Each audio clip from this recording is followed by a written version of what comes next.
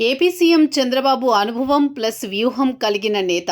ఆయన సుదీర్ఘకాలంగా రాజకీయాల్లో రాణించడానికి తనదైన రాజకీయ చతురత కారణం. ఎప్పటికప్పుడు కొత్తగా ఆలోచనలు చేయడం, ప్రజల నాడిని పట్టుకోవడానికి ఉత్సాహపడడం. ఈ విధంగా చేస్తూ బాబు అనేకసార్లు విజయం సాధించారు.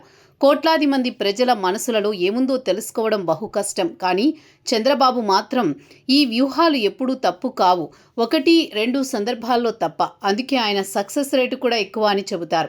5 ఏళ్ల ప్రభుత్వానికి 2 ఏళ్ల కాలం అంటే కీలకమైంది. ఈ ఏడాది తరువాతనే జనంలో ఒక ఒపీనియన్ స్టార్ట్ అవుతుంది. అది నెమ్మదిగా బలపడితే, వ్యతిరేకత పెరిగితే ఎన్ని చేసినా చాలా కష్టం. అందుకే కూటమి పాలన 2 ఏళ్లు పూర్తయిన దాని మీద బాబు తిరుపతిలో విజయోత్సవ సభ నిర్వహించారు. అంతేకాదు ప్రతి నియోజకవర్గంలో జిల్లా స్థాయిలో విజయోత్సవ సభలను నిర్వహించేలా కూడా చర్యలు తీసుకున్నారు.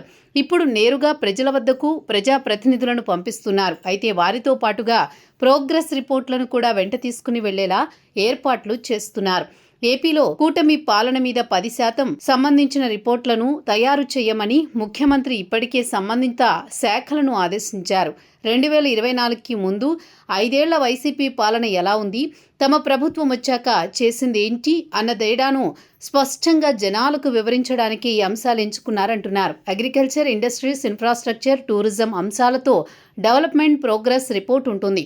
అదేవిధంగా కొత్తగా తెచ్చిన పాలసీలు, అనుసరించిన విధానాలు, చేపట్టిన సంస్కరణలతో గుడ్ గవర్నెన్స్ ప్రోగ్రెస్ రిపోర్ట్ ఉంటుంది.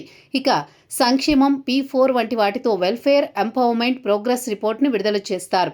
వీటిని ప్రోగ్రెస్ రిపోర్ట్ 2024-26 పేరుతో విడుదల చేయాలని చంద్రబాబు మంత్రులను, అధికారులను ఆదేశించారు.